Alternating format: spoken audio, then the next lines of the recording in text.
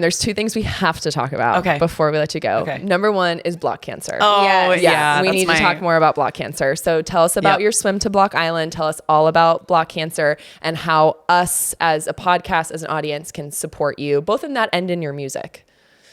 How long do I have? As long as you want. No, because we can't. Yes, we got an SD card. I'm trying to plan how long my answers are because I can talk for days. You know. I mean, you have as long as you need. I think I just want to add one thing about block cancer and about all these things. There's a common theme throughout your life where it's like if something bad happens, you go into, okay, well, like what's the shift? You actually don't shift to negative. It's something I admire about you. Like you had a tough 2016, right? It wasn't what you wanted. And you were like, okay, I'm going to shift and I'm going to be this positive force and cheerleader for every single person. Your dad passes away. You could have gone into this insane depression and not done anything. And instead, you're like, no, I'm going to go raise funds for other people. I'm going to create something. Like, I have chills all over my body. Like, that's rare. That's so rare. And that's such a quality that, like, I've seen rise up in you time and time again. Thank you. Your book is called Silver Lining. Like, that is who you are. So I just want to recognize that in you because it is such an incredible, rare, special quality. Thank you. Yeah. Wow. All right. Well, block cancer. So dad gets diagnosed with cancer on Christmas Day of 2020. And, you know, we have been very fortunate as a family where cancer never really touched us. Like my dad had testicular cancer when we were kids, but removed, fine. So, and I don't even think we knew about it as kids by design. So you read all the books and the articles, like what do you do for a loved one in a tough diagnosis? And the overarching theme that I kept reading was you kind of want to give somebody something to look forward to. And at this point, I'm not making the Olympic team. Like that ship sailed. Like I'm not getting in the water 5 months before trials and hoping to show up. And so surprise. Yeah, boo. From out the back. Spooky. So I am a realist. I love to dream, but sometimes I gotta bring myself back down. And so I remember like my dad on his good days, he would love to go to the ocean. And he and I were driving to this spot called Point Judith in Rhode Island. And it's where the ferry from the mainland of Rhode Island goes to Block Island. It's like the port that it leaves from. And my dad was just like casually talking. And he was like, hey, Elizabeth, like, do you ever think you would swim to Block Island? And I remember looking at him and being like, hell no. Why would I ever do that? It's 12 and a half miles. Yeah. I can take the ferry and be there in 30 minutes. Hence the ferry. Yeah. Yeah. Cute, but no. And so I went home that night and it was like one of those moments where I was like sitting in bed thinking about it. And I was like, I'm going to swim to Block Island. Like, that's it. That's that. And like no woman had ever done it before. It had only been done twice before by two guys, but in like the early 2000s. So it had been a minute. And I remember I called Swim Across America, who was a nonprofit that I used the next day. And I was like, guys, here's the deal. Dad's diagnosis, stage 4 pancreatic, which is, if you are familiar with the cancer world, stage 4 anything is not good, but stage 4 pancreatic is an expedited expiration date. Yeah. Yeah. And so I was like, I got to do this like as soon as I get home from the Olympics. And so we set a date and started training and kind of like very easily named the swim Block Cancer because I was swimming to Block Island and it's a play off of like the F word, or you know what I mean? Yeah. And so it was like perfect and started raising funds and I go to trials and I work trials and I come home and I swear like when you're sick or you have a loved one that's sick, they can kind of like plan when they let go. And my dad knew that I had 2 weeks between trials and the Olympics. And we lost my dad like smack dab in the middle of my time at home between trials and the games.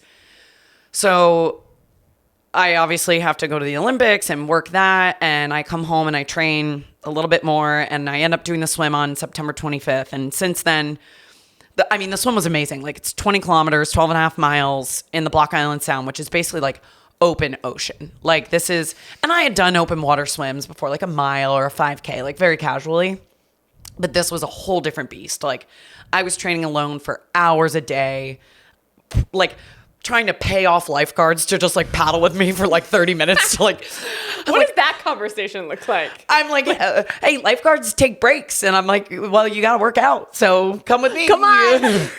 We're going for a swim.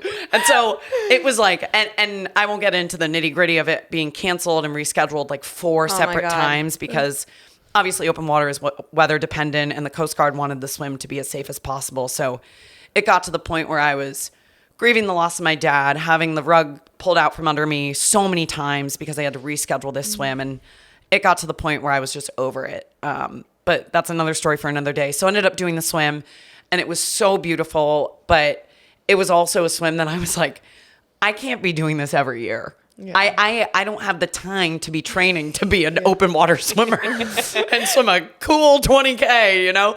And so I ended up making it kind of like a more lifestyle brand where I sell products for people like us that are healthy, that want to support cancer research and clinical trials. But then also we have like cancer products, like cancer care packages, chemo caps, port shirts, things that my dad used while he was treated. But it's higher quality. It's things that you would want to wear, which I found through my dad's treatment. All of his port shirts were so itchy and just like the zipper was wrong or whatever it was. I was like, I want to at least make a difference for one person who's fighting cancer. And so it's become into this like absolutely beautiful passion project. And I truly believe that if we don't talk about the ones that we've lost, that's how they truly die. Yeah. And so, like, although my dad isn't here on this physical earth anymore, like, he's with me every day. And, like, every dollar that is spent on a sweatshirt that goes to cancer research, like, he himself is helping somebody else's life change, hopefully. And my thing is, all of these dollars from Block Cancer are going to research. Yeah. The research is what's going to cure cancer. Yes. And without the research and without the dollars to fund that research, it's not going to happen. It's all privately funded. Yeah. So that was my biggest thing is like, where are the dollars actually going? And it's in lab research. And so the way that people can support is you can go to blockcancer.co. There's no M because that URL or the domain was taken. Can you believe it? Of course. Can you believe it? I know. So blockcancer.co. And there's a donation link. So if you just want to simply donate, you can donate. It's a 501c3, so you'll get your tax return, whatever. But then there's also awesome merch that like Katie and Missy are wearing. These old things? Oh, wait, what? Things. Oh my gosh. Are what?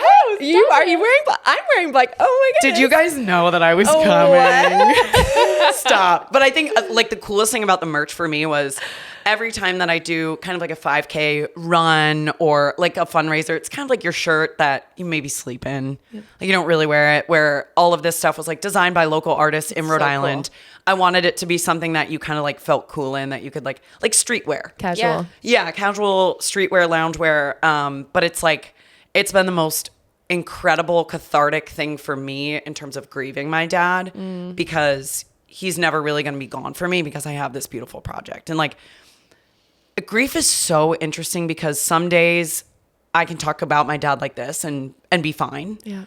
Other days it's a song that plays on the radio and I'm like, I'm done for the day. Yeah. Like I'm texting Missy. I'm like, I've been crying for 3 hours. Like I'm coming in with a lot of makeup type days. Yeah. So it's been, that alone has been a whole learning process, but Block Cancer is definitely the way that I'm like honoring my dad and everything that he stood for. So it's beautiful. Yeah. It's amazing. Okay. Well, now we know exactly where we can continue to go to support it, where all our listeners can. And thank you for sharing that. Yeah. We're so sorry for your loss. Yeah. And we're here for you. And we're just so amazed and proud at how you continue to honor him. Thank you guys. And it's beautiful. We feel truly honored to be wearing anything Block Cancer and supporting it. So thank you for doing that.